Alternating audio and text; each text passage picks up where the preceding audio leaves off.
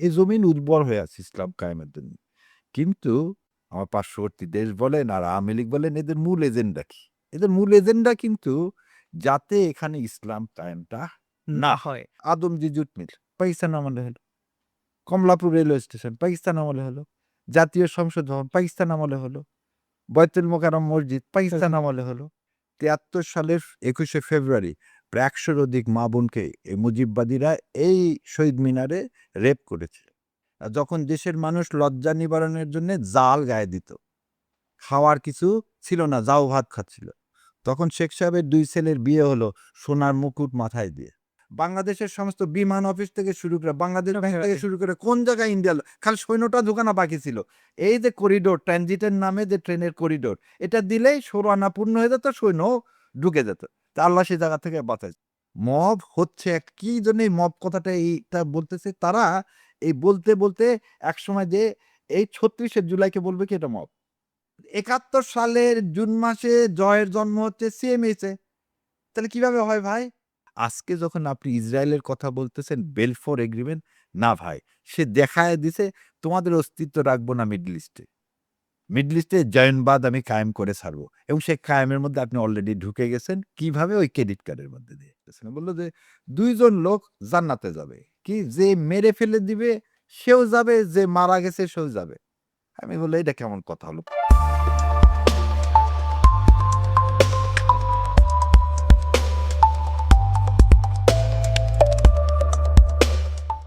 সুপ্রিয় দর্শক, আসসালামু আলাইকুম। আপনাদের প্রত্যেককে স্বাগত জানাচ্ছি ইরান রেডিও বাংলার নিয়মিত আয়োজন মুখোমুখি অনুষ্ঠানে। আপনাদের সাথে আছি আমি শাহাদাত হোসেন। প্রিয় দর্শক, আজ আমরা পেয়েছি এমন একজন স্বনামধন্য আইনজীবী, যিনি অতি সম্প্রতি বাংলাদেশের আ গণমাধ্যমগুলোতে বস্তুনিষ্ঠ কথা বলে দর্শক শ্রোতাদের মন জয় করেছেন। আমাদের সাথে আছেন স্বনামধন্য আইনজীবী জনাব শাহরিয়ার কবির। আপনি কেমন আছেন? আসসালামু আলাইকুম রহমতুল্লাহ বরকাত। ১ম এ ২ টা বলি। ইজ্জতের মালিক স্বনামধন্য বলা যাবে না। আল্লাহ যতক্ষণ আমার কণ্ঠে এই জবান দিছে, সেই জবান যতক্ষণ বলবে ততক্ষণ আমি বলতে পারবো। যখন বন্ধ করে দিবে তখন আমি বলতে পারব না। সেজন্য স্বনামধন্য না, আল্লাহ যতটুকুন বলার শক্তি দিবে ততটুকুন যেন সহিভাবে বলতে পারি, সৎভাবে বলতে পারি এবং মানুষকে যেন বিভ্রান্ত না করি এবং মিথ্যা দিয়ে যেন সত্যর অপলাপ না করি, সেই তৌফিক যেন আল্লাহ দেয়। নিশ্চয়ই আপনি আসলে অতি সম্প্রতি আমরা দেখেছি আ আ প্রায় অধিকাংশ গণমাধ্যমে চমৎকার করে কথা বলেছেন এবং সামাজিক যোগাযোগ মাধ্যমে আমরা দেখেছি আ বেশ সাড়া এসেছে। সাধারণ মানুষ এটি খুব ইতিবাচকভাবে নিয়েছে। আপনাকে আমাদের অনুষ্ঠানে আন্তরিক স্বাগত জানাচ্ছি। আমরা আজকে আমাদের পুরো অনুষ্ঠান জুড়ে সমসাময়িক বাংলাদেশ পরিস্থিতি এবং মধ্যপ্রাচ্য ইস্যুতে একটু কথা বলব। আমরা শুরু করতে চাই অতি সম্প্রতি আপনি জানেন যে স্বৈরাচার শেখ হাসিনার মৃত্যুদণ্ডের রায় হয়েছে। এই রায়ের পরে আমরা তার পক্ষ থেকে তেমন একটা প্রতিক্রিয়া দেখিনি। যদি ইতিহাসের দিকে তাকাই আমরা দেখেছি 1975 এ যখন শেখ মুজিবুর রহমান সপরিবারে নিহত হয়, তখন কিন্তু আওয়ামী লীগের পক্ষ থেকেও তেমন একটা আসলে প্রতিক্রিয়া হয়নি। এই বিষয়টি নিয়ে আপনার মন্তব্য জানতে চাই। ধন্যবাদ আপনাকে। আমার ২ টা ঘটনা খুব মনে পড়ে। একটা ঘটনার সময় আমি দেশে ছিলাম না, আরেকটা ঘটনার সময় আমি প্রত্যক্ষ ছিলাম। ১ম টা হচ্ছে যেদিন দেলোয়ার হোসেন সাঈদী সাহেবের রায় ঘোষণা করে ট্রাইব্যুনাল, তাকে তো মৃত্যুদণ্ড দিয়েছিল। পরে তো অ্যাপিলেট ডিভিশনে যেয়ে সেটা যাবজ্জীবন হলো। মৃত্যুদণ্ড দিয়েছিল, সেদিন কিন্তু আপামর জনসাধারণ। পুরো বলতে দেশ পারবে তোলপাড় না, হয়েছে। হ্যাঁ, কেউ বলতে পারবে না এটা জামাত ইসলাম বা কেউ। এই মানে কি জুডিশিয়াল কিলিং এর যে রায়, সে রায়ের বিরুদ্ধে প্রতিবাদে ফেটে পড়ে এবং ২১০ জনের মতো শাহাদাত বরণ করে। সেদিন একজন আবার বলতেছে এটা আত্মহত্যা। সেটা ওনারা কি বিষয়ে এটা বলছেন আমি জানি না। এই একটা জিনিস মনে হলো, তাহলে সে কি? সে কোনো দলের নেতা না, সে কোনো প্রধানমন্ত্রী না, সে রাষ্ট্রপতি না, সে কিছুই না। তার নাম হচ্ছে কোরআনের পাখি। সে সারা বাংলাদেশের মানুষকে কোরআনের পথে আহ্বান করছে। এই যে আপনাকে যে কথা দিয়ে শুনালাম যে আল্লাহ তার কণ্ঠে মানুষের জন্য এভাবে কবুল করছিল বলেই তার কণ্ঠ এরকম হয়েছে। এখানে আরেকটা গল্প শুনাই আপনার। আমি কিন্তু একসময় বাম রাজনীতি করতাম। তো নওগাঁতে নওগাঁর নেতা ছিলেন আব্দুল জলিল সাহেব। তো আব্দুল জলিল সাহেব নওগাঁ স্টেডিয়ামে একটা সঙ্গীত অনুষ্ঠান করছিলেন। সেই সঙ্গীত অনুষ্ঠানে বাংলাদেশের যত শিল্পী ছিল, ইনক্লুডিং মানে এই সাবিনা ইয়াসমিন থেকে শুরু করে এন্ডো কিশোর থেকে শুরু করে যত লোক ছিল সবাইকে দিছে। আচ্ছা, এবং সেটা স্টেডিয়ামে ছিল, এবং তোফায়েল আহমেদ থেকে শুরু করে আমর হোসেন আমর সবাই গেছিলেন, প্রচুর লোক হয়েছিল। পরের দিন হচ্ছে নওগাঁতে তফসির মাহফিল করবেন আল্লামা দেলোয়ার হোসেন সাইদি সাহেব, এবং পরের দিন হরতাল ডাকা হলো। পরের দিন হরতাল ডাকা হলো। তাই আমি বললাম, আগে বাম ফ্রন্ট করতাম, বাম রাজনীতি করতাম, দেলোয়ার হোসেন সাইদি সম্পর্কে তো আমাদের নেগেটিভ ধারণা ছিল, কিন্তু তারপরও মানে কিরকম হরতাল ডাকার পরও লোকজন হয়েছে কিনা এই দেখার জন্য গেছিলাম। যে দেখলাম ওই দিন গান শোনার জন্য যদি 10 জন এসে থাকে, এই হরতালের মধ্যে 100 জন লোক আসছে, কারণ রাস্তাঘাট সব বন্ধ হয়েছে। অহেরাজ হরতাল ডেকে বাস টাস কিন্তু সব বন্ধ করে দেয়। তার মানে কি, আল্লাহ এই জমিনকে কেন খালি জায়নামাজ বললেন? দেখেন, এই জমিন উর্বর হয়ে আছে ইসলাম কায়েমের জন্য, কিন্তু আমার পার্শ্ববর্তী দেশ বলেন আর আওয়ামী লীগ বলেন, এদের মূল এজেন্ডা কি? এদের মূল এজেন্ডা কিন্তু যাতে এখানে ইসলাম কায়েমটা না হয়। এখানে অন্য কিছু না, এখানে জামাত ইসলাম না, অন্য কিছু না। যে ইসলামের কথা বলবে সে হচ্ছে ইন্ডিয়ার শত্রু, সে হচ্ছে আওয়ামী লীগের শত্রু। আর একটা উদাহরণ দিই, অধ্যাপক গোলাম আজম সাহেব যেদিন মারা গেলেন, হাসপাতালে তো দেখলেনই, পুলিশ অনেক ইয়া করার পর তাকে ছাড়লেন, বাইতুল মোকাররমে জানাজা হলো। তা আমি সেই জানাজায় গেলাম, জানাজায় যে জানাজা পড়লাম, পড়ার পরে আমি আস্তে আস্তে হেঁটে যাচ্ছি আর চিন্তা করতেছি, একটা লোককে সারা জীবন আমরা ছাত্র বয়সে বলে আসছি রাজাকার, একটা লোককে আপনি পানিশমেন্ট দিলে কি হিসাবে? যুদ্ধ অপরাধী হিসাবে। এবং সেই সময় আওয়ামী লীগ সরকার, পুলিশ চারিদিকে ব্যারিকেড দিয়ে দিছে, ঢাকাতে কেউ আসতে দিবে না। সেই অবস্থাতেও তার বাড়ি পর্যন্ত যেতে আমার এখনো মনে আছে 15-20 মিনিট লাগছিল, এত মানুষ হয়েছিল।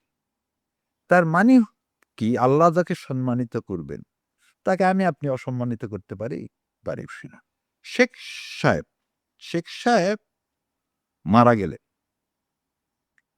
কেন মারা গেলেন? কর্নেল ফারুক, রশিদ এদের তো মৃত্যুদণ্ড দিলেন, এবং যেটা শোনা যায় যে মেজর বজলুলের গলা নাকি শেখ হাসিনা নিজেই নিজের হাতে হাতে কেটেছে। যদি তাই করে থাকেন, তার মানে কি, যে আইনকে সম্মান নিজের করবে না, যে নিজের হাতে, মানে আওয়ামী লীগ আসলে এ দেশকে কোনোদিন অন করেনি।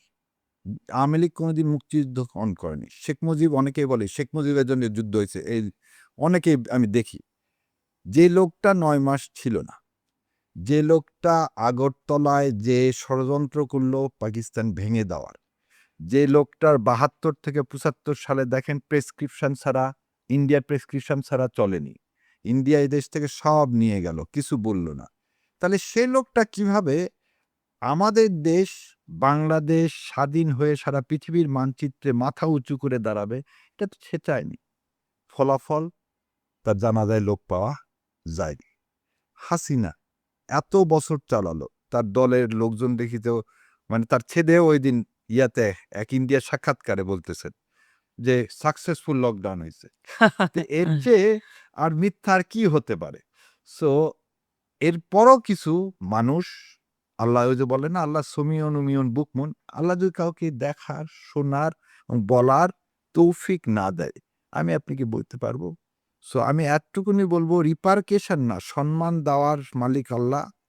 আল্লাহকে আপনি যদি ইসলামের বিরুদ্ধচারণ করেন, আপনার করুণ পরিণতি ছাড়া ভালো পরিণতি পৃথিবীতে কোনোদিন। না, সেটা আসলে আমরা দেখেছি। আসলেই আপনি চমৎকার করে গুছিয়ে বলেছেন। আমরা একটা বিষয় জানতে চাই যে আসলে শাসক হিসেবে এটা অনেকেই জানতে চায় যে শাসক হিসেবে শেখ মুজিবুর রহমান এবং স্বৈরাচার শেখ হাসিনার মধ্যে আসলে মৌলিক পার্থক্যটা আপনি কোথায় খুঁজে পান? দেখেন, খুব আশ্চর্যজনক লাগলো। সেদিন এক টকশোয় গেলাম, এক সাংবাদিক সাহেব বলতেছে রাখেন আপনার কনস্টিটিউশন, রাখেন আপনার বই। তাই আমি বড় অবাক হলাম যে গত ১৫-১৭ বছরে আমাদেরকে ওই হীরক রাজার দেশের ছবিটা আপনি দেখছেন কিনা জানি না। ওখানে রাজা একটা জাদুর বক্স বানাইছে। সেখানে সমস্ত মানুষকে নিয়ে যাওয়া হতো আর মগজ ধোলায় দেওয়া হতো। কি মগজ ধোলায় দেওয়া? ওখান থেকে বের হয়ে আসবে আর বলবে হীরক রাজার দেশে রাজা হচ্ছে পৃথিবীর সবচেয়ে ভালো রাজা। মানে সে আর অন্য কিছু দেখতে পাবে না। তা আমার কাছে মনে হয়েছে যে এই ১৭ বছরে কিছু মানুষকে এরকম মুখস্থ করে বলতে, বলতে তোতা পাখির মতো হয়ে গেছে যে এখন আপনি যখন বই দেখাতে যান তখন তারা কি করে? সেটাকে দেখতে চায় না। কারণ সত্যকে তো আপনি ভয় পাবেন। আর আমরা মানে এই প্রফেশনের কারণে হোক, আমি কোনোদিন ভাই আল্লাহ সুবহানাহু ওয়া তাআলা বলছে একটা হাদিসও তুমি বিশ্বাস করবে না যদি তার অথেন্টিসিটি না থাকে। তা আমি যেটার অথেন্টিসিটি নাই সেটা আমি কেন বিশ্বাস করতে যাব? ১ম এ বলি আপনার। শেখ সাহেব আওয়ামী লীগ যখন গঠন হয় তখন আওয়ামী লীগের নাম কি ছিল? আওয়ামী মুসলিম লীগ। আওয়ামী মুসলিম মুসলিম লীগ। এবং কেন আওয়ামী লীগ গঠন করলো? মৌলানা ভাসানী, হোসেন শহীদ সোহরাওয়ার্দী এনারা কেন আওয়ামী লীগটা গঠন করা হয়েছিল? এবং আপনার মাধ্যমে সারা দেশবাসীকে বলতেছি, যতদিন হোসেন শহীদ সোহরাওয়ার্দী মৃত্যুবরণ না করলেন, ততদিন তো শেখ মুজিবুর রহমান সিনে আসেন। মানে ৬৩ সালের আগ পর্যন্ত শেখ মুজিবুর রহমান কি হয়েছেন? মন্ত্রী হয়েছেন, কিন্তু সে তো আর দল চালাননি। না। এবং ৫৫ সালে দাবি উঠল আওয়ামী লীগ থেকে মুসলিম শব্দটা বাদ দিয়ে সেকুলার করা হোক। আমরা তো পাকিস্তান জাতির সৃষ্টি কিসে? দ্বিজাতীয় তত্ত্বের ভিত্তিতে। ডেফিনিটলি। তো দ্বিজাতীয় তত্ত্বের ভিত্তিতে তো আমাদের একটা আজবভাবে আমাদেরকে কি করা হলো? আলাদা বিচ্ছিন্ন করা করা হলো। হলো। এবং আরো একটা জিনিস দেখেন, আপনি যখন বিচ্ছিন্ন করছেন এই পূর্ব পাকিস্তানে, পূর্ব বাংলায় ঢাকা মেডিকেল কলেজ আর ঢাকা ইউনিভার্সিটি ছাড়া আর কিছু ছিল না। ছিল ১০ টা চিনির কল ছিল। আর কিছু টেক্সটাইল মিল ছিল। পাওয়ার, রোড, ঘাট কিছুই তো ছিল না। আপনি দেখেন পুরা পাকিস্তান আমলে সমস্ত মেডিকেল কলেজ পাকিস্তান আমলের। রাজশাহী মেডিকেল কলেজ বলেন, চিটাগাং মেডিকেল কলেজ বলেন, সলিমুল্লাহ মেডিকেল কলেজ বলেন। ইউনিভার্সিটি আসেন, রাজশাহী, চিটাগাং, জাহাঙ্গীরনগর। কোন ইউনিভার্সিটিটা পাকিস্তান আমলে হলো? আসেন আদমজী জুট মিল, পাকিস্তান আমলে হলো। কমলাপুর রেলওয়ে স্টেশন, পাকিস্তান আমলে হলো। জাতীয় সংসদ ভবন, পাকিস্তান আমলে হলো। বয়তুল মোকাররম মসজিদ, পাকিস্তান আমলে হলো। আচ্ছা। Bangladesh machine tools factory, Pakistan আমলে হলো। গাজীপুরে। আমাদের অর্ডিন্যান্স ফ্যাক্টরি নেই। অর্ডিন্যান্স ফ্যাক্টরি হলো। ক্যান্টনমেন্ট হলো। ইস্ট বেঙ্গল রেজিমেন্ট তৈরি করা হলো।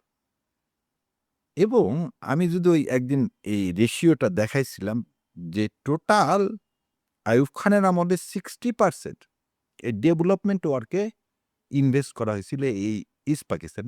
কেন কমলাপুর কর্ণফুলী পাওয়ার প্ল্যান্ট কে করলো? এই যে ড্যাম দিয়ে কর্ণফুলীতে কে করলো? কাগজের মিল কর্ণফুলী বলেন, পাকশি বলেন, খুলনা বলেন, সব জায়গায় কি করছে? এটা তো ইন্ডাস্ট্রিয়ালাইজেশন যা হয়েছে সেটা তো আইয়ুব খানের আমলে হয়েছে।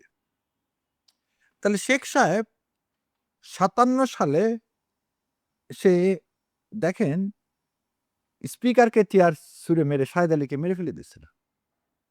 আজকে যারা মব বলে তারা ভুলে গেছে সেক্ষেত্রে যে অনেক মবের মূল দেখেন একটা মুসলমান হিসাবে আপনি আন্দোলন করতে পারেন। আপনি কি এই জায়গায় চলে যাবেন যে চেয়ার ছুঁড়ে মেরে একটা স্পিকারকে মেরে ফেলে দিবেন? আচ্ছা। দ্বিতীয় কথা, ফণীভূষণ মজুমদার তিনি ছিলেন আইজি আগরতলা। সেই ফণীভূষণ মজুমদারের সাথে শেখ সাহেবের ডিল হয়ে গেল। কি ডিল হয়ে গেল? যদি পাকিস্তান থাকে তুমি কোনোদিন ক্ষমতায় যেতে পারবে না। এটাকে ভাগ করো। এবং ভাগ করার জন্য তোমাকে অস্ত্র দিয়ে দিচ্ছে আমরা। কি অস্ত্র? সেটা হচ্ছে বৈষম্য। আমাদের মানুষও আমরা এই বৈষম্যকে একসেপ্ট করলাম। তাহলে এই বৈষম্যকে হাতিয়ার করলেন আপনি ইন্ডিয়ার সাথে। আচ্ছা। শেখ মুজিবুর রহমান সাহেব ৭০ সালে নির্বাচন করলেন। নির্বাচনে তিনি জয়লাভ করলেন। তাকে ক্ষমতা দেওয়া হবে। তাহলে কথাটা হবে কি? ডায়ালগটা হবে কি? পশ্চিম পাকিস্তানে আমরা তো শয়তান পাকিস্তানি। আমরা সবাই পূর্ব পশ্চিম কি? আমরা তো সবাই পাকিস্তানি। পাকিস্তানের আমাদের সবার কি পাসপোর্টে লেখা ছিল পূর্ব পাকিস্তানি, পশ্চিম পাকিস্তানি না, আমরা পাকিস্তানি। পাকিস্তান। আমাকে ক্ষমতা দেওয়া হবে কি হবে না? আজকে শেখ হাসিনাকে উৎখাত করা হলো না? উৎখাত করে দিলাম তো। জি। উৎখাত করে কি আমরা এখন বলছি যে না গোপালগঞ্জ একটা আলাদা দেশ? গোপালগঞ্জের লোক কালকে স্বাধীনতা চেয়ে বসবে? আপনি তো পাইছেন ক্ষমতা, আপনি এখন ক্ষমতায় কিভাবে যাওয়া যাবে সেই চেষ্টাটা করবে। এবং সেই চেষ্টা করার জন্য আপনাকে কি করতে হবে? আপনার তো একটা পর্যায়ক্রমে আছে। এখন দেখেন ২৫ তারিখে যে পাকিস্তান যে আমাদের উপর বর্বরচিত আক্রমণ করবে। এই আক্রমণ নিন্দনীয়। এই আক্রমণ কোনোভাবেই কাম্য না। আপনি পরবর্তীতে কি করলেন? ১ম মিথ্যাচারটা হচ্ছে শেখ সাহেব তো স্বাধীনতার ঘোষণা দেননি। এটা তো কার বই আছে? এ কে খন্দকারের বই আছে, তাজউদ্দিনের বই আছে। তাহলে ১ম জিনিস হচ্ছে উনি ৯ মাস থাকলেন পাকিস্তানে। ৯ মাস পরে দেশে আসলেন। স্বাধীনতার পর যখন স্বাধীনতার পর আসলেন। আমাদের কনস্টিটিউশন ইন্ডিয়া ড্রাফট করে দিলেন।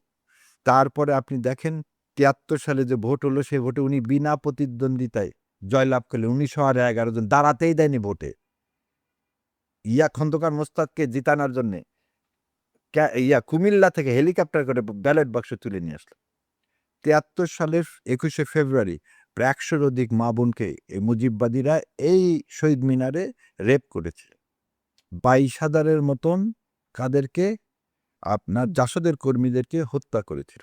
আসম, আব্দুর রব থেকে শুরু করে এরা সবাই দাবি করছে সেটা। সিরাজুল আলম খান সহ।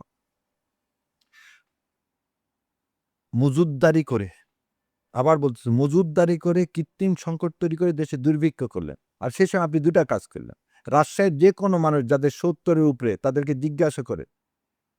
মন্ত্রীর নাম ছিল বোতল মিনিস্টার। তারা বিদেশী সেই সময় মদ খাইতেন এবং পড়ে থাকতেন। আর যখন দেশের মানুষ লজ্জা নিবারণের জন্যে জাল গায়ে দিত। খাওয়ার কিছু ছিল না, জাউ ভাত খাচ্ছিল। তখন শেখ সাহেবের ২ ছেলের বিয়ে হলো সোনার মুকুট মাথায় দিয়ে। তারপরে ৭৫ সালে তিনি একদলীয় শাসন ব্যবস্থা করে তো সব শেষ করে দিলেন। এখন এই লিস্ট যদি আমি বলতে যাই সারা অর্থাৎ রাত মানে চলে যাবে, অর্থাৎ শেষ হবে না। অর্থাৎ একটা ব্যাপার আসলে এটা স্পষ্ট। সেই সময়টাতে আসলে বাংলাদেশ যেমনটা পেয়েছে গেল ১.৫ দশকে তার সুযোগ্য কন্যা স্বৈরাচার শেখ হাসিনাও তেমনটাই আসলে বাংলাদেশে করছে। বাবাকে কপি করে ফলো করছে। ফলো করে একটা কাজ শেখ সাহেব পারেনি, সেটা হচ্ছে পুরাপুরি বাংলাদেশকে করদ রাষ্ট্রে ইন্ডিয়া করতে দেওয়ার আগে আল্লাহ সুবহানাহু ওয়া তাআলা তাকে তো নিয়ে গেছে। আর ইনিও প্রায় একই এনার খালি একটা জিনিস বাকি ছিল। সেটা কি জানেন? ট্রানজিটের নামে করিডোর দেওয়া। দেখেন এই প্ল্যানও বলে, এই প্ল্যানও ফাঁস হয়ে গেছে। ট্রানজিটটা দিত কি ট্রেন কলকাতা থেকে যাইতে হচ্ছে ত্রিপুরা, কুমিল্লার উপর দিয়ে। এবং এই ট্রেনে তারা কয়েকটা আগুন সন্ত্রাস দ্বারা যেমন করে এই যেকোনো একটা ট্রেনে তারা আগুন লাগা দিত। তখন ইন্ডিয়ার পরিকল্পনা ছিল এই করিডোর রক্ষার নামে তখন এখানে ছোট, ছোট ক্যান্টনমেন্ট করার। কারণ এই তার কথা থাকতো যে আমার ট্রেনকে তো প্রোটেকশন দিতে হবে।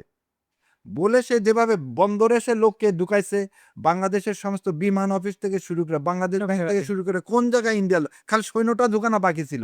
এই যে করিডোর, ট্রানজিটের নামে যে ট্রেনের করিডোর, এটা দিলেই ১৬ আনা পূর্ণ হয়ে যেত, সৈন্যও ঢুকে যেত। তা আল্লাহ সেই জায়গা থেকে বাঁচাইছে। এই যে ইতিহাসটা বললাম, শেখ মুজিবের একই ইতিহাস। যখন 15 অ্যামেন্ডমেন্ট দিয়ে উনি বাকশাল করছিলেন, আর এই 15 অ্যামেন্ডমেন্ট দিয়ে উনি আরেক বাকশাল করছেন। করেছেন। সো শেখ হাসিনার পরিণতি এটা অবশ্যভাম্বী। কারণ সে আমাদের সাথে কোনোদিন বাংলাদেশকে অন করেনি এবং বাংলাদেশকে সে সব যখন উনি আসলেন, দেখেন আরেকটা জিনিস দেখেন তো, উনি আসলেন যখন তখন বিবিসিকে সিরাজুল ইসলামকে ইন্টারভিউ দিছিলেন। তো বলছে যে বাঙালি জাতির কাউকে আমি বিশ্বাস করি না, এরা আমার পিতৃহত্যা, আমি পিতৃহত্যার বিচারের জন্য যাচ্ছি। এবং সে আসছে, তার আসার ১৩ দিনের মাথায় জিয়াউর রহমান মারা গেল এবং সাজেদা চৌধুরী আর শেখ হাসিনা এই আখাউড়া বর্ডারে ধরা পড়লো। জিয়াউর রহমান মারা গেছে, তার সাথে তুমি কেন পালায় ইন্ডিয়া যাচ্ছিলা? তাহলে তোমার সাথে জিয়া হত্যার সাথে তুই জড়িত ছিলা? জিয়া হত্যার সাথে তাহলে তুমি জড়িত ছিলে, নাহলে তুমি কি জন্য পালায় যেতে চাবা?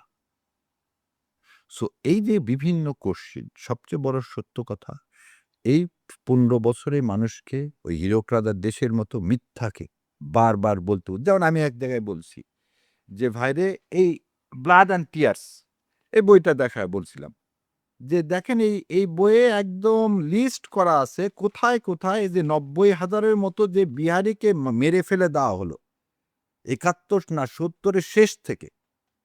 এবং আরেকটা জিনিস দেখেন, বাংলাদেশের সব আমার এখনো মনে হয় সান্তাহারে একটা বড় তেলের কোম্পানি ছিল, গ্রামোফোন কোম্পানি। বিহারিদেরকে মেরে সেটা রাতারাতি মুজিববাদীরা দখল করে তারা মালিক হয়ে গেল। এদেশের বড় বড় ব্যবসা প্রতিষ্ঠান তো বিহারিদের ছিল, এটা তো অস্বীকার করা কিছু যাবে না। তো সেই লোকগুলো ব্যবসা প্রতিষ্ঠান হঠাৎ আওয়ামী লীগের লোকেরা পাইলো কেমন করে? আপনি এই যে যেখানে চট্টগ্রাম কসাইখানা, নারায়ণগঞ্জের সন্ত্রাস, মার্চে ঢাকায় হত্যাকাণ্ড, চিটাগাং, সাতক্ষীরা, এই বইয়ের সব দেওয়া আছে। তাহলে আপনি বলেন যে কেউ একজন যে এই বইয়ের এই কথাগুলো মিথ্যা। এই দেখেন আরেকটা বই আমি এই বইটা তো নিষিদ্ধ ছিল। এগুলো সবই বিদেশি। এই দেখেন বাংলাদেশের রাজনৈতিক হত্যাকাণ্ড কায়সার। এই হত্যাকাণ্ড এই বইয়ে এক জায়গায় দিছে একজন মুক্তিযোদ্ধা তার ছেলেকে রক্ষী বাহিনী করছে কি গুলি করে মেরে ফেলছে। তার বাবাকে বলছে কি এই ছেলের মাথা কর, জবাই কর। জবাই করছে, তারপর সেই মাথা নিয়ে রক্ষী বাহিনী ফুটবল খেলছে। এটা এই বইয়ের পাতা নম্বর বলতে। আমি যখন এই পাতা নম্বর এগুলো বলে দিই তখনই সবার মনে হয় যে আগুন ধরে জায়গায়। এ ভাই আমি তো ইতিহাস লিখতে পারবো না, ইতিহাস তো লেখা আছে। তুমি নিজে বলো যে কথাগুলো ভুল। তাজউদ্দিন আহমেদ বলছে উনি ঘোষণা দেননি যুদ্ধে, উনি একজন কোরআনে হাফেজ ছিলেন তাজউদ্দিন আহমেদ। তো বলো না হাফেজ সাহেব মিথ্যা কথা বলছে, তুমি বলো এগুলো ডিজাইন করো। এই যে ইয়াতে এই বললাম বাংলাদেশ প্রতিদিনে ছাপা হয়েছে যে উনি এই নাথের সাথে তারানাথ বাবুর সাথে ইংল্যান্ডে যে এই চুক্তি করছিল যাতে দুই পাকিস্তান আলাদা হয়ে যায়। তাহলে কেউ একজন এসে বললো না শেখ সাহেব এগুলো করেনি। তো এগুলো কথা যখন আজকে আমরা বলতেছি তখন একটা শ্রেণী যারা ভারতের আধিপত্যবাদের সুবিধাভোগী তারা তো এই কাজ তারা এটা নিয়ে করবে। আসলে চমৎকার করে আপনি বলেছেন। আসলে লম্বা সময় যে একটা বাংলাদেশের সংকট ছিল, একটা সংকটকাল সময় পার হয়েছে। ২৪-এর গণঅভ্যুত্থানে ছাত্র জনতার যে আত্মত্যাগ, সেই আত্মত্যাগ দেশের আপামর মানুষ নতুন বাংলাদেশ করার একটা স্বপ্ন দেখেছে। আপনার কাছে জানতে চাই এই যে এত মানুষের আত্মত্যাগ, এত মানুষের প্রত্যাশা নতুন বাংলাদেশ গড়ার যেই মানুষের স্বপ্ন, সেটা আসলে কতদূর এগোচ্ছে বা সেই স্বপ্নটা কি আমরা আসলে দেখতে পাচ্ছি এখন? আছে। খুব দুঃখের সাথে বলতে হয়, দুঃখের সাথে বলতে হয় এক শ্রেণীর সাংবাদিক এবং দেখেন ১.৫ বছরের মাথায় টিভি বিভিন্ন জায়গাতে আমার সাথে অনেকে আমাকে বলে আপনি খুব অ্যাটাকিং লোক। কথা হচ্ছে কি যখন আপনার সামনে একজন মিথ্যা কথা বলবে, ভাইরে সবাইকে তো মারা যেতে হবে। আর আমরা তো সবাই বিশ্বাস করি কুল্লে নাফসিন যায়কাতুল মউত। আমাকে মৃত্যুর স্বাদ গ্রহণ করতে হবে। আর আমাকে সত্যটা বলতেই হবে।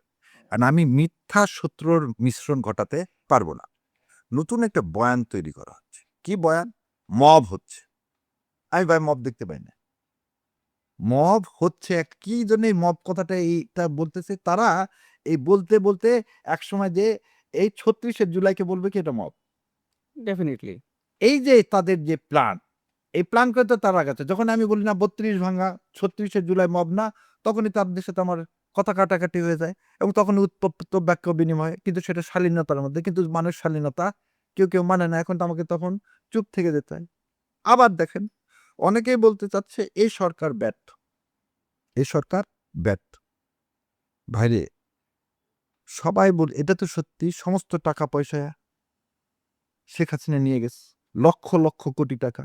আজকে কোনো ব্যাংকে কিন্তু টাকা নেই। তাহলে দেশে একটা দুর্ভিক্ষ হওয়ার কথা ছিল। আমাদের কি দুর্ভিক্ষ হইছে? না। হাসিনাও কিন্তু বলছিল, "আমি চলে এলে কেউ সরকার চালাতে পারবে না। দুর্ভিক্ষ হয়ে যাবে।" দুর্ভিক্ষ হইছে? হয়নি। কোনো জেনোসাইড আমি আপনাদের মাধ্যমে আবারও দাবি করতেছি। দেখেন ৭১ সালের পরে ২ টা অ্যাক্ট করা হয়। একটা কোলাবোরেশন অ্যাক্ট আর একটা war crime tribunal act. War crime tribunal অ্যাক্টে সৈনিকদের পাকিস্তান সৈন্যদের ৯৩,০০০ যারা ছিল তাদের বিচার করার কথা। আর এই কোলাবোরেশন অ্যাক্ট দিয়ে মানুষের বিচার করার কথা ছিল যারা কোলাবরেটরি দেশে তাদের। এই কোলাবরেটরের মধ্যে 91% ছিল হচ্ছে আওয়ামী লীগের। সবাই বলতেছেন জামাত, জামাত, জামাত। হোয়ারাজ যে লিস্ট শেখ হাসিনা দিছে আমি আপনাকে শুনায়ে দিচ্ছি। যে শেখ হাসিনা ১৯ সালে যে লিস্ট দিয়েছে সেই লিস্টে দেখেন আমি বলে দিচ্ছি ৮,০৬০ জন মানে ক্ষমা সবাইকে যে শেখ মুজিব সাহেব যাদের ক্ষমা হলো ক্ষমার পরে ৮,০৬০ জন হচ্ছে আওয়ামী লীগ, বিএনপি ১,০২৪ জন, অন্যান্য ৮৭৯ জন, জামাত ৩৭ জন। এটা শেখ হাসিনা দিলেন কবে? এই দেখেন ১৫ই ডিসেম্বর ২০১৯। তাহলে তুমি শেখ হাসিনা যখন এটা দিচ্ছ তাহলে আপনারা যে বারবার বাংলাদেশ জামাত ইসলামকে বলে যে বাংলাদেশ জামাত ইসলাম হচ্ছে মানবাধিকার লঙ্ঘন করছে। তাহলে এই মিলল এই কথাটার সাথে? না। আচ্ছা, তারপরে দেখেন সবাই বলে যে জামাতে ইসলাম ৭১ সালে কি করছে? সরকারকে সমর্থন করছে। এই দেখেন এই বই হচ্ছে এম.আর. আখতার মুকুলের চরমপত্র। এই বইয়ের আপনি ৩৩০ নম্বর পাতায় পাবেন। কি পাবেন? দেখেন তখন সর্বদলীয় সরকার গঠন করা হয়। কার নেতৃত্বে? বিশিষ্ট চক্ষু বিশেষজ্ঞ ডক্টর মালেক। ডক্টর মালেক কার এস্টাবলিশড হলেন জানেন? টিক্কা খানের জায়গায়। ডক্টর মালেক ছিলেন মুসলিম লীগের। এখন আপনাকে বলে দিচ্ছি কে কে ছিল। ১৪ জন লোক ছিল। Doctor Abdul Motaleb Malek Muslim League, Abul Kashem Muslim League, Newaz Ahmed Muslim League, Akhtar Uddin Ahmed Muslim League, Mujibur Rahman Muslim League, Obaidul Majumdar Awami League, Shamsul Haq Awami League, Ong Shongpru Chowdhury Awami League, S M. Solaiman Krishak Sramik Party, Maulana Mohammad Ishaque Nizame Party, Jasimuddin Ahmed Pakistan Democratic Party, A K M. Mosharraf Hossain Pakistan Democratic Party, A K M. Yusuf Pakistan Democratic Party. পরবর্তীতে উনি জামাত ইসলামে যোগ দিয়েছিলেন। আর আব্বাস আলী খান হচ্ছে জামাত ইসলাম। তাহলে ১৪ জনের মধ্যে একজন জামাত ইসলামের, ৫ জন মুসলিম লীগের, ৩ জন আওয়ামী লীগের, বাকিরা অন্য অন্য পার্টির। তা আপনি কিভাবে বলেন এই যে মিথ্যাচারটা যে করতেছেন যে জামাতে ইসলাম সবকিছু করছে, জামাত ইসলাম ওদেরকে অ্যাসিস্ট করছে? তাহলে শেখ সাহেবের পরিবার এই ধানমন্ডিতে ছিল কিভাবে? শেখ হাসিনা জয়ের জন্ম হয়েছে কোথায়? সিএমএসে। তাহলে ৭১ সালের জুন মাসে জয়ের জন্ম হচ্ছে সিএমএসে। তাহলে কিভাবে হয় ভাই? পাকিস্তান আর্মি আর জামাত ইসলাম মিলে তো সবাইকে সব বাড়িঘর পুড়ায় ফেলে দিচ্ছে। আসলে এই কথাগুলো এর আগে কেউ বলার সাহস দেখেন এটা তো তাই নিজেই বলতেছে। আচ্ছা, শেখ হাসিনা বলতেছে যে গোলাম আজম সাহেব রাজাকার, দেলোয়ার হোসেন সাইদি সবাই রাজাকার। তার বিআই মোশাররফ রাজাকার না? একদম লিস্টেড রাজাকার। তো তুমি লিস্টেড রাজাকারের ছেলের সাথে তোমার মেয়ের বিয়ে দিলে কিভাবে? ভাই, এগুলো হচ্ছে রাজনৈতিক গেম। যা শিখায় দেয় ইন্ডিয়া, সেটা হচ্ছে শেখ হাসিনা করে। মানে আর কিছু না। আধিপত্যবাদকে মানে টিকিয়ে রাখার ইসলামকে ব্যাপার। প্রথম আক্রমণটা হচ্ছে সবসময়, এখনো দেখেন টক শো দেখেন, সব জায়গায় দেখেন। যখন আমি এগুলো দেখাই তখন সবাই বলতেছে যে না, এই ওইভাবে তো বলতে পারে না।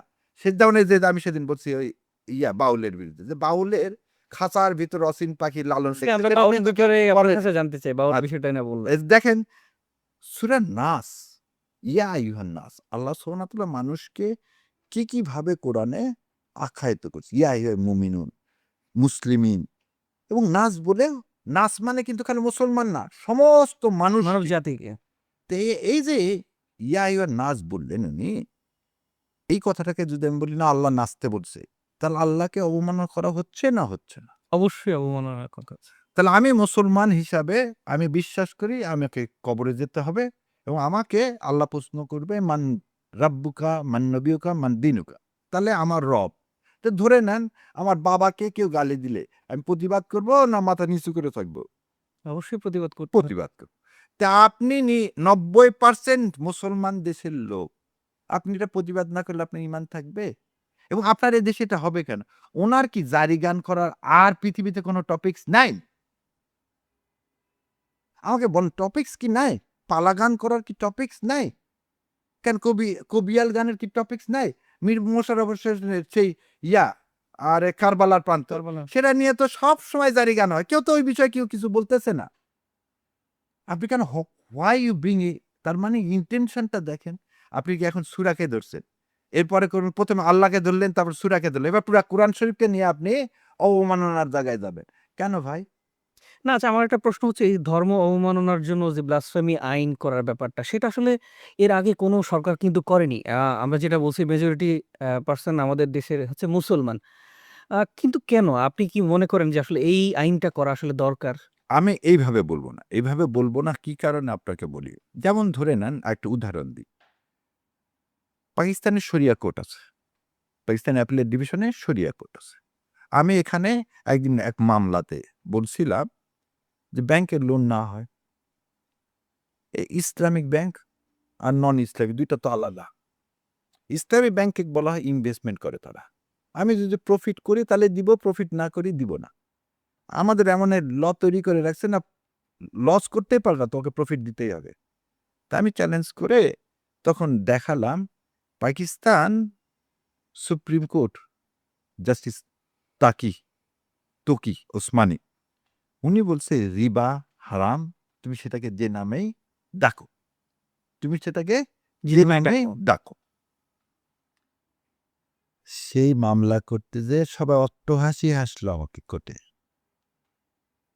সবাই অট্টহাসি হাসলো। They even don't try to understand যে আল্লাহ কেন কি এই রিবা মানে সুদকে হারাম করছে এবং সুদকে কি উদাহরণ দিছে, নিজের মায়ের সাথে ইন্টারকোর্সের সাথে উদাহরণ দিছে। তো এরকম একটা জিনিসকে আমার রাষ্ট্রীয়ভাবে কি করা উচিত এটাকে যাতে এটা না বিস্তারিত থাকে। আর একটা জিনিস দেখেন, আল্লাহ সুবহানাহু ওয়া তাআলা বলছে কি জাকাত কার জন্য? যার নাই তার জন্য। হক কার? যার নাই তার না। তো ঋণটা আপনি কাকে দিবেন? যার নাই তাকে তো দিবেন। আপনি এখানে তা বলছেন না, যার সম্পদ আছে তাকে দিচ্ছেন ঋণ। তার মানে আমি স্রোতের বিপরীতে চলতেছি না? তো স্রোতের বিপরীতে চললে ব্লাসফেমি তো অনেক পরের কথা। এগুলো সবই এইভাবে চলতে থাকবে। সেজন্য আমরা বলতে চাচ্ছি কি, বাংলাদেশ জামাত ইসলাম কি বলতে চাচ্ছে? যেন শরিয়া ব্যবস্থা কায়েম হবে। এখন শরিয়া মানে কি একজন বলতেছে হাত কাটা। শরিয়া মানে কি মানুষকে চাকরি করতে দিবে না মেয়েদেরকে। মেয়েদেরকে ঘরের মধ্যে রাখবে। শরিয়া মানে তা না। এটা একটা ন্যারেটিভ দাঁড়া করে এই যাতে ন্যারেটিভটা ইসলাম কেন দেখেন, হত্যার বিনিময়ে হত্যা বলতেছে।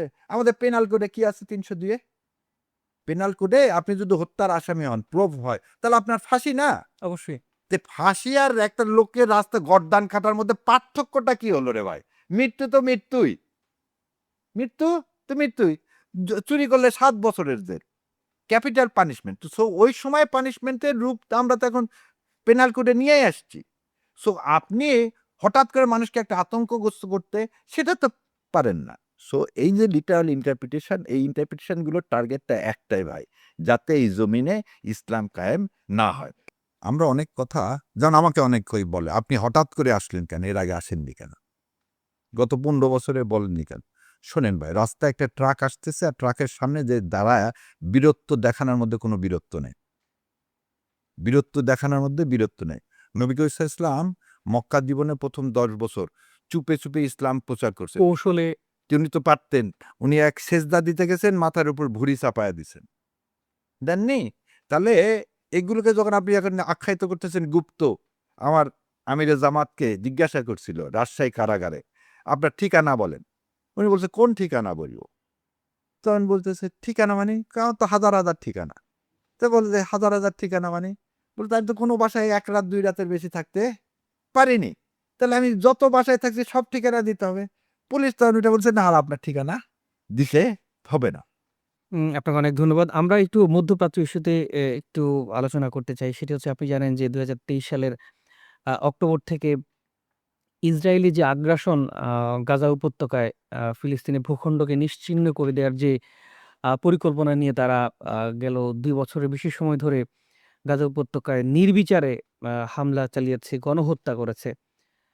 অতি সম্প্রতি আপনি দেখেছেন যে এই ব্যা যুদ্ধবিরতি কার্যকর হয়েছে। কিন্তু যুদ্ধবিরতি কার্যকর হওয়ার পরেও আমরা দেখছি আন্তর্জাতিক আইনের কোনো ধরনের তোয়াক্কা না করে তারা কিন্তু আবারও আ দেখা যায় প্রতিদিনই আবার কিন্তু গাজায় হামলা চালাচ্ছে। আ বিষয়টা নিয়ে আসলে আপনার ভাবনা বা আপনার মতামত জানতে চাই।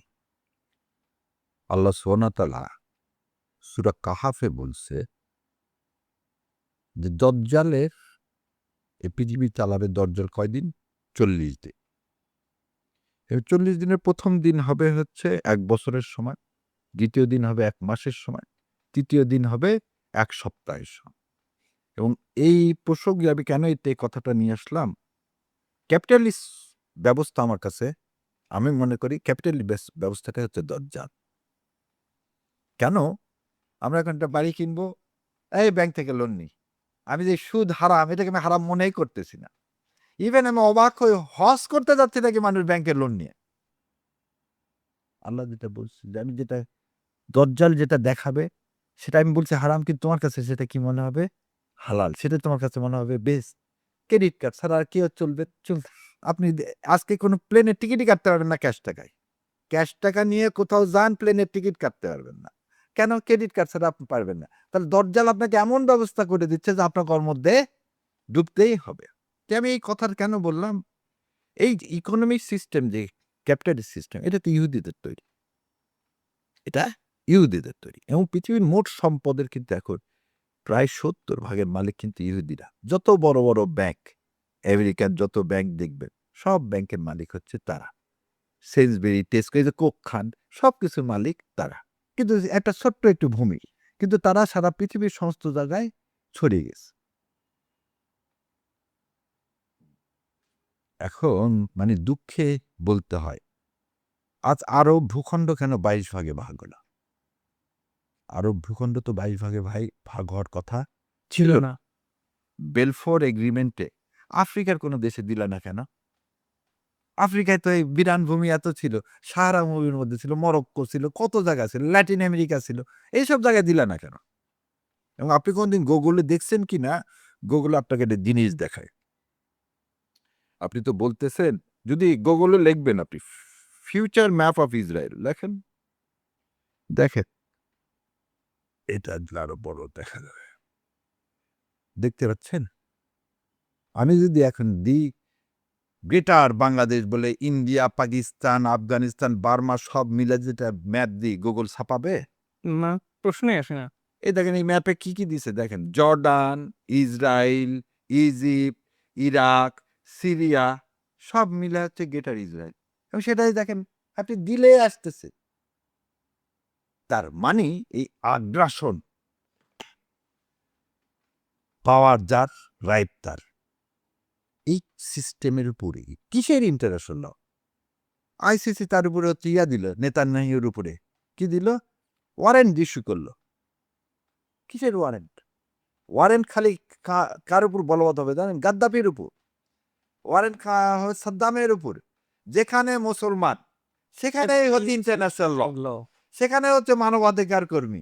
সেখানে হচ্ছে যেখানে মুসলমান খায় না, যেখানে একটু শরিয়ার শুনবেন, সেখানে সবাই লাফায়া পড়লো, এই মেয়েরা তোমাদের আর পড়ালেখা হবে না। ঠিক। আপনি দেখেন তো যে ইরানে কত % মেয়ে সরকারি চাকরি করে? আজকে আমাদের মুসলমানদের মধ্যে সেই ভ্রাতৃত্ববোধ, ওআইসি তার কাজ তো করতে পারতেছে না। করেনি। ওআইসি আজ পর্যন্ত কি ন্যাটোর মতো একটা সামরিক জোট তৈরি করতে পারছে? ওয়ারশোর মতো একটা সামরিক জোট তৈরি করতে পারছে? পারেনি। আজকে আপনি ইউরোপিয়ানে যেগুলো মুসলিম দেশ, সেগুলো দেশের জন্য কি কিছু করতে পারছে? পারেন। তার মানে কি আমি মুসলিম, উদাহরণ দিলে আমার মুসলমান, আমি তো আমাকে তো আপনি ৭১ সালে রেস্কিউ করতে পারলেন না ভারতের আগ্রাসন থেকে। তাহলে সেই ক্ষেত্রে আজকে যখন আপনি ইসরায়েলের কথা বলতেছেন বেলফোর এগ্রিমেন্ট, না ভাই, সে দেখায় দিছে তোমাদের অস্তিত্ব রাখবো না মিডল ইস্টে। মিডল ইস্টে জায়নবাদ আমি কায়েম করে ছাড়বো। এবং সেই কায়েমের মধ্যে আপনি অলরেডি ঢুকে গেছেন। কিভাবে? ওই ক্রেডিট কার্ডের মধ্যে দিয়ে। সো আজকে যে ইন্টারন্যাশনাল পলিটিক্স এর কথা বলছেন, ইন্টারন্যাশনাল ইকোনমির কথা বলছেন, এই ইন্টারন্যাশনাল ইকোনমি ওই জয়নিস্টদের জন্য তৈরি। আমার আপনার মুসলমানদের জন্যে তৈরি না। ওইজন্য আমি আপনাকে বলছিলাম যে সবার উচিত সূরা কাহাফের এই ইন্টারপ্রিটেশনটা, তাফসীরটা, সেটা যে তাফসীর থেকেই হোক, ইবনে কাসির থেকে হোক, আর আপনার যেটা ইচ্ছা সেখান থেকে পড়েন। পড়লেই বুঝবেন কেন মানুষকে আল্লাহ বলছিল যে গুহায় যেয়ে থাকো। যুবকেরা যে গুহায় গিয়েছিল, কেন গিয়েছিল? আজকে যদি আমি সুদ ছাড়া চলতে না পারি, তাহলে আমার গুহায় যাওয়া ছাড়ার কোনো উপায় আছে? সেই গুহাটা এখন আল্লাহর উপকর্তে আমার ফিলিস্তিনি ভাইরা আল্লাহ তুলে নিচ্ছে। এটা আল্লাহ তাদের জন্য সবচেয়ে বড় উত্তম পুরস্কার। কারণ তারা জিহাদের ময়দানে শহীদ হচ্ছে।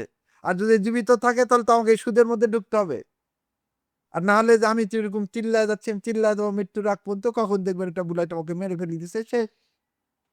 সেটা এই জন্যই বলি যে আপনি দেখেন মধ্যপ্রাচ্যের অন্যান্য আরব দেশগুলোর তুলনায় যদি আমি স্পেসিফিক ইরানের কথা বলি, আপনি দেখবেন যে এই যে লম্বা সময়ে আগ্রাসন ইসরায়েলের ফিলিস্তিন ভূখণ্ডে, এই সময়টার মধ্যে কিন্তু চলতি বছরের জুন মাসে আপনি দেখেছেন যে ১২ দিনের কিন্তু একটা যুদ্ধ হয়ে গেছে।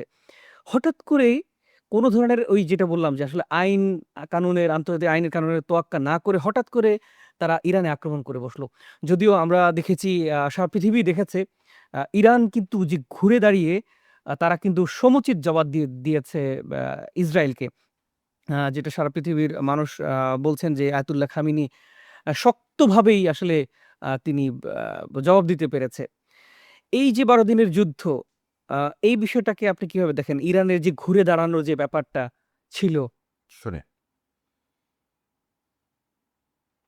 সংখ্যা দিয়ে কোনদিন বিজয় হয় না এবং শক্তি দিয়ে কোনদিন বিজয় হয় না।